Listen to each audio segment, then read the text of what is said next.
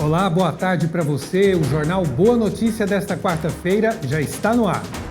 E hoje a gente te mostra como foi o momento penitencial Ofício das Trevas no Santuário Basílica de Trindade. E ainda, Padre Jesus destaca a profundidade das celebrações da Semana Santa. Vamos mostrar também os erros comuns na declaração de imposto de renda. E mais, conheça um grupo de mulheres de Porto Alegre que criou uma rede de apoio comunitária para ajudar famílias com dificuldades nesse momento de pandemia. Fique com a gente, o JBN começa agora.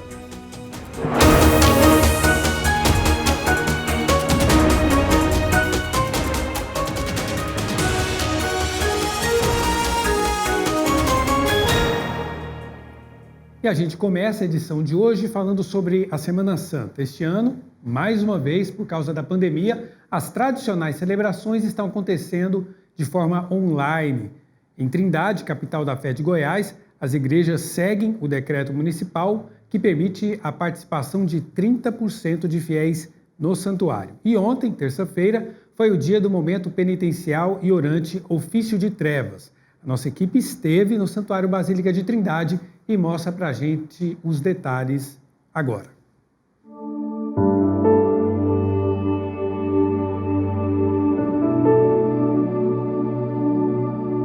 O ofício de trevas é um momento penitencial e orante durante a Semana Santa. Nessa terça-feira, o Santuário Basílica do Divino Pai Eterno realizou a celebração que já faz parte de uma piedade popular da Igreja Católica em muitos lugares pelo Brasil. Logo no início, as luzes são apagadas. As atenções são voltadas para o tenebrário, um grande candelabro triangular, com 15 velas que tem um significado importante. Em cada momento da celebração, as velas vão sendo apagadas, para justamente mostrar essa escuridão. Com a morte de Jesus, a escuridão que veio no mundo. Primeiro, no início de tudo era escuridão. Deus fez a luz, haja luz. E essa luz foi acontecendo e celebrando um crescimento, o início da humanidade. Essa luz depois é relembrada na experiência de Jesus, que é luz, que é vida. Com a sua morte, a escuridão volta a reinar. Por alguns momentos, essa escuridão, este silêncio da morte é celebrado a partir da crueldade, do egoísmo, da experiência daqueles que justamente combateram a experiência do amor e da gratuidade. O ofício de trevas é caracterizado com reflexões sobre as várias dificuldades vividas por Jesus Cristo antes da sua morte, por meio das reflexões, das leituras dos salmos, das lamentações e dos cantos, a história é contada.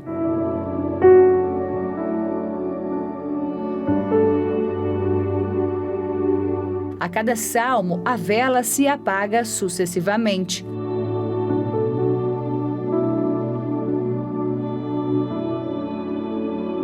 Mas, ao final, uma fica acesa e significa o tempo que Jesus fica no sepulcro, aguardando a ressurreição. Neste momento, ao celebrar o ofício das trevas, um dado importante, que a vela central, a oitava vela, ela não se apaga. Justamente para mostrar para nós que, embora a tentativa de permanecer na escuridão, ou a tentativa daqueles que de fato ainda perseguem aqueles que lutam pelo bem, essa luz central, essa oitava vela, ela nunca se apaga. É a luz criadora e que recria. É a luz que nos faz capazes de celebrar um caminho novo. Nós anunciamos a morte, mas proclamamos a ressurreição. Assim que toda a história de sofrimento de Jesus é contada, o momento é de alegria, porque Cristo ressuscitou.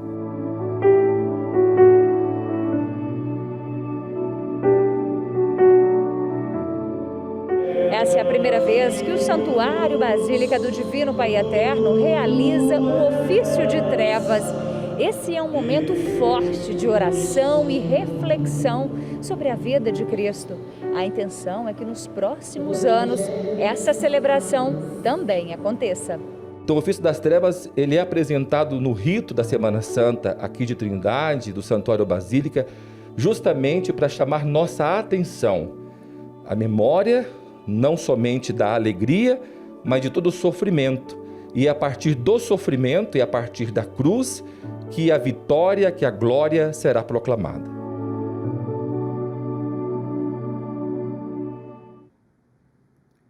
São belíssimas as celebrações da Semana Santa. Infelizmente, muitas comunidades não podem se reunir para celebrar e você acompanha sempre aqui na programação da TV Pai Eterno, muito especial até hoje à noite e a partir de amanhã as celebrações, então, solenes do Tríduo Pascal. Mas eu quero chamar a sua atenção para hoje, às 10 da noite, o documentário Memórias do Fogaréu, produção do Padre Wellington Silva, com a equipe aqui da TV Pai Eterno, que vai fazer memória dessa procissão, que já vai pelo segundo ano que não é possível ser realizada na cidade de Goiás, por conta da pandemia, mas que nós vamos conhecer um pouco da sua beleza e da sua história e do seu sentido espiritual. Hoje, às 10 da noite, Memórias do Fogaréu, aqui na TV Pai Eterno.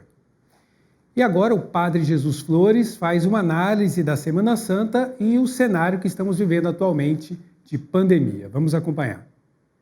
A Semana Santa continua o seu curso, belo, profundo, majestoso.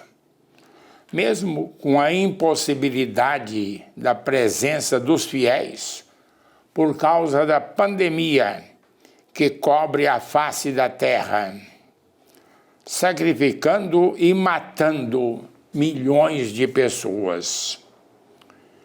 Vivemos a paixão de Jesus Cristo e a paixão do mundo.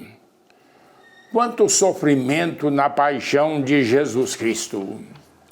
Quanto sofrimento na paixão do mundo! Na paixão de Jesus, encontramos pessoas solidárias e compassivas. Maria, sua mãe, São João Evangelista, as piedosas mulheres, o Cirineu, José de Arimateia, Nicodemos. Na paixão de Jesus encontramos também com a astúcia cínica e covarde de Pilatos, que lava as mãos e declara-se inocente do sangue deste justo.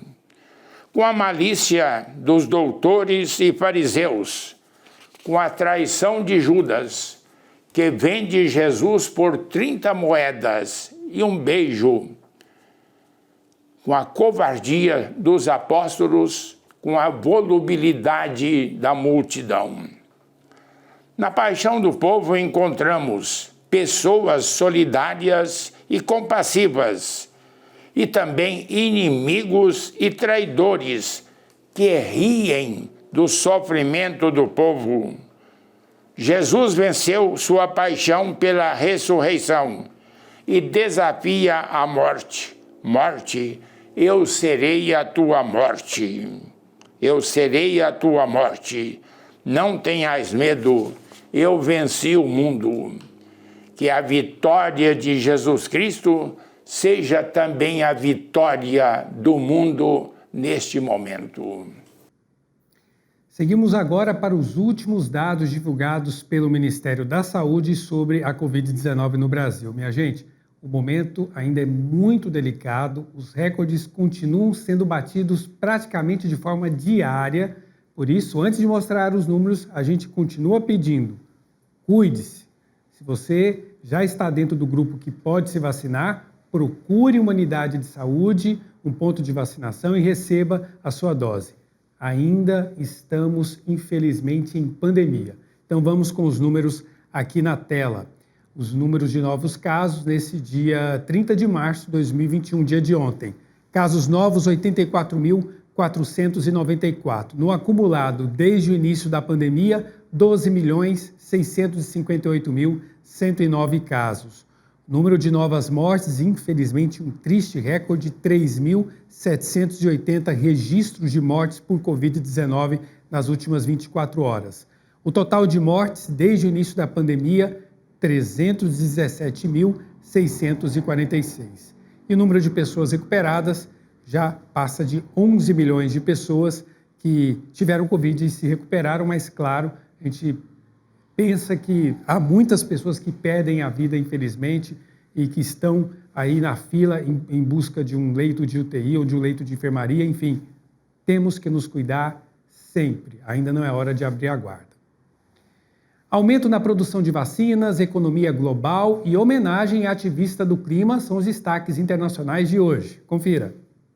O laboratório alemão BioNTech anunciou nesta terça-feira que pretende fabricar em 2021 até 2,5 bilhões de doses de sua vacina desenvolvida com a americana Pfizer, o que representa 25% a mais do que inicialmente anunciado. As capacidades deverão aumentar devido à otimização dos processos de produção, de ampliação da rede de produção, além da autorização para retirar 6 doses de um frasco, explica a empresa em um comunicado. Até 23 de março, a companhia forneceu mais de 200 milhões de doses da vacina contra a Covid-19 no mundo. A fábrica de Marburg, a cerca de 100 quilômetros de Frankfurt, é o segundo centro de produção da vacina BioNTech Pfizer na Europa, além da planta de Puurs, na Bélgica.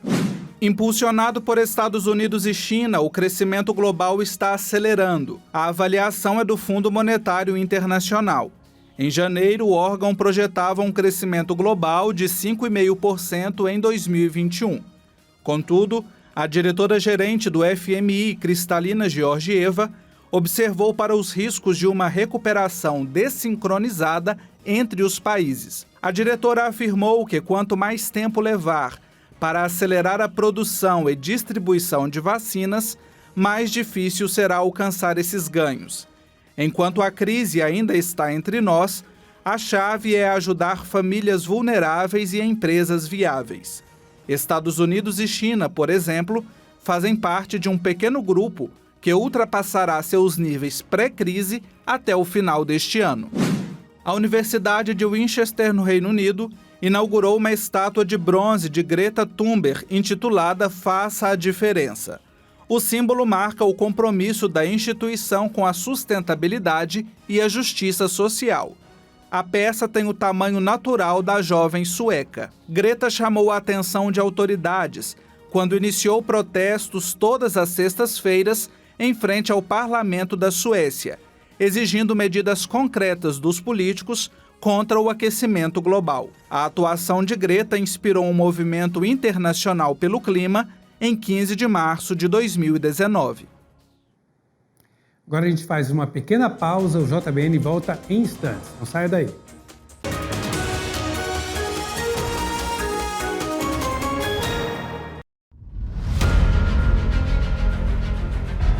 O novo santuário é um lugar de acolhida. Feliz é aquele que escolheste e acolheste. Ele morará em teus átrios. Ficaremos repletos dos bens de tua casa, da santidade do teu templo.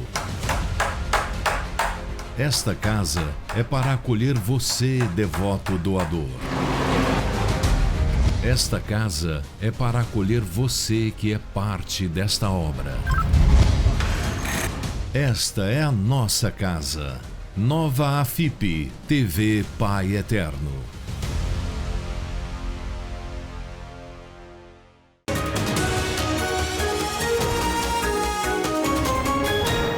De volta com o seu jornal Boa Notícia, muito obrigado pela sua companhia.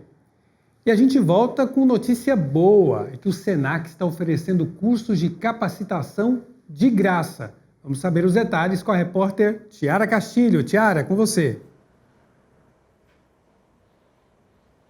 Olá, irmão Diego, olá para todos que acompanham o JBN, para você que precisa de um curso de capacitação profissional e nesse momento está sem condições de pagar para estudar, o Senac, Serviço Nacional de Aprendizagem Comercial, oferece milhares de vagas em todo o país, onde tem as unidades. Detalhe: os cursos são de graça para a população, mas atenção, essa capacitação ela é destinada às pessoas cadastradas no programa Renda Família, o cadastro único, onde a renda mensal não ultrapasse 2 salários mínimos.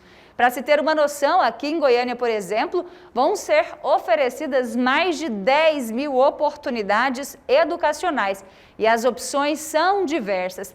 Tem curso para cuidador de idosos, assistente de recursos humanos, técnicas de vendas, assistente administrativo, recepcionista, estoquista, assistente de logística, operador de caixa e vários outros. Para você que acompanha o JBN de qualquer lugar do Brasil, para saber os detalhes aí da sua região com relação aos cursos oferecidos, é preciso acessar o site. O endereço eletrônico é www.senac.br. Por causa da pandemia, os cursos oferecidos são à distância. Tanto a capacitação quanto a inscrição, tudo, gente, de graça, claro, para as pessoas que se enquadram nos requisitos. Desde já, eu te desejo boa sorte, bons estudos. Irmão Diego, volto com você aí no estúdio. Obrigado, Tiara, pela boa notícia. Então, as pessoas conferem aí todas as informações no site do Senac. Nós estamos no período de declaração do imposto de renda e é preciso ficar atento na hora de enviar as informações para a Receita Federal. Veja o que diz o presidente do Conselho Regional de Contabilidade de Goiás, Rangel Francisco. Mais de 30 milhões de brasileiros entregam a declaração de imposto de renda à pessoa física todos os anos. Desses 30 milhões, alguns caem na malha fina. Desses que caem na malha fina, alguns caem na malha fina por erro. Dentre os erros mais comuns, eu vou listar alguns para vocês. O primeiro deles é a não declaração da renda dos dependentes na declaração. Se você lança o dependente, você tem que lançar a renda do dependente também. Se você não o fizer, você vai cair na malha fina. Daí você tem que optar se vale a pena colocar o dependente na sua declaração, mesmo lançando a renda dele, ou não. Se não vale a pena, você retira o dependente. Um outro erro comum é lançar despesas com educação na declaração. A despesa com educação só tem validade para dedução aqueles ao qual o curso é registrado no Ministério da Educação. Então, cursos de línguas, curso de inglês, cursinhos, eles não são dedutíveis para imposto de renda. Lembrando que despesa com educação, ela tem um limite de R$ 3.561. Você pode até lançar a despesa com educação, porém ela terá um limite. Um outro erro comum é o ganho de capital. O ganho de capital não se lança direto na declaração. Você precisa lançar em um programa à parte, com um programa de ganho de capital, pagar o tributo ou ter a isenção e depois transferir para a declaração de imposto de renda. Muita gente não faz isso e acaba caindo na malha fina. Um outro erro comum é em relação aos bens do casal. O casal que tem bens em comum, eles têm que optar em lançar os bens em uma declaração ou em outra. Se optar lançar em uma das declarações, no espaço de descrição do bem, informar que são bens do casal e colocar o CPF do outro cônjuge. Todos esses erros são erros passíveis de cair na malha fina e são erros comuns. O ideal é procurar um profissional da contabilidade para entregar a declaração sem erros. Muito bem, agora a gente vai até Brasília para falar com Elton Moreira. É que o governo federal ficou de fora de um pacto internacional por vacinas e precauções a futuras pandemias. Conta pra gente essa história, Elton. Olá, uma boa tarde para você que nos acompanha. O governo de Jair Bolsonaro não entrou nessa iniciativa que engloba mais de 25 líderes de alguma das maiores economias do mundo para lidar com futuras pandemias. Um dos principais objetivos do pacto é criar uma cooperativa internacional para garantir acesso às vacinas e tratamentos. Atualmente, a guerra por doses tem sido um dos aspectos mais criticados de resposta à pandemia.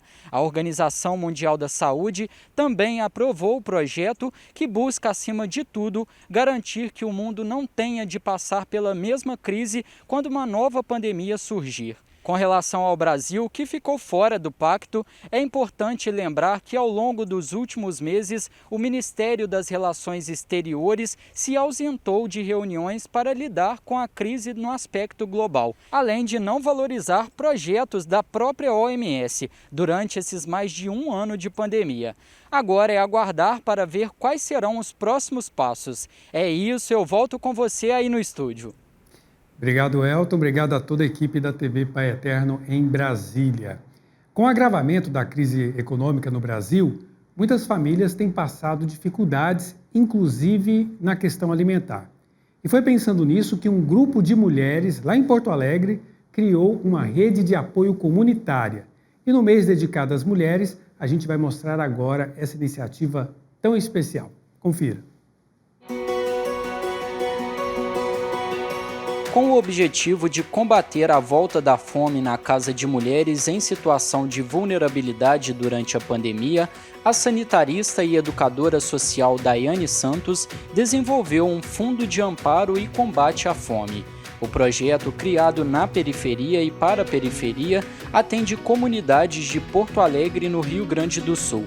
Uma forma de contribuir com as famílias que tanto foram prejudicadas economicamente pela Covid-19. Há essa necessidade, o olhar para as nossas parceiras, o ver essa mulherada, as chefes de família que estão ali correndo para botar comida na mesa, foi o que de fato nos mobilizou e o que nos mobiliza.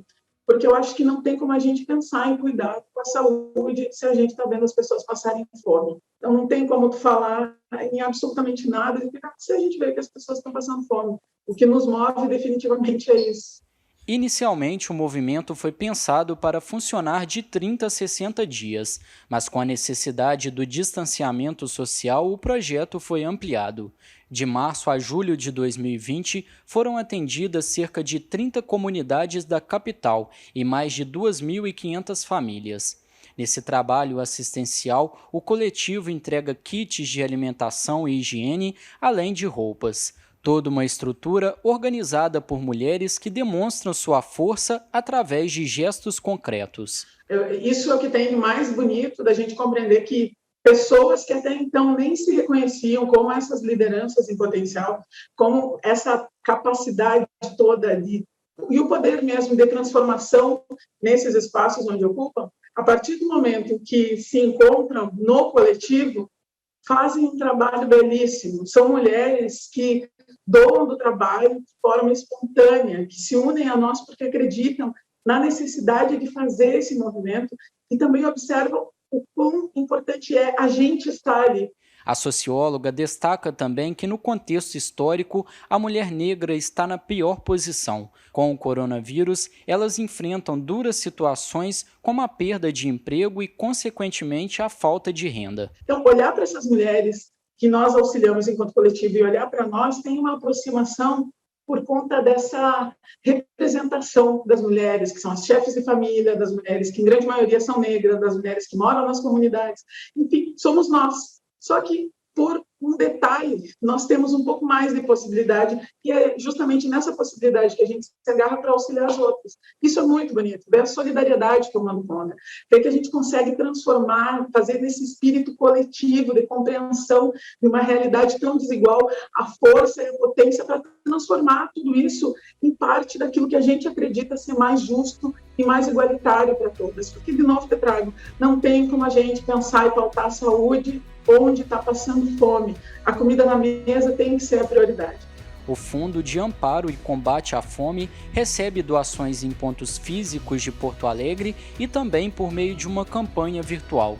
Nas redes sociais do projeto são compartilhadas todas as iniciativas que ajudam a dar esperança a quem mais precisa. E a gente termina o JBN de hoje com um registro leve. A Guarda Costeira de Veneza, na Itália, registrou golfinhos nadando no canal da cidade italiana. No flagrante, um casal de golfinhos se apresenta de forma cautelosa aos espectadores.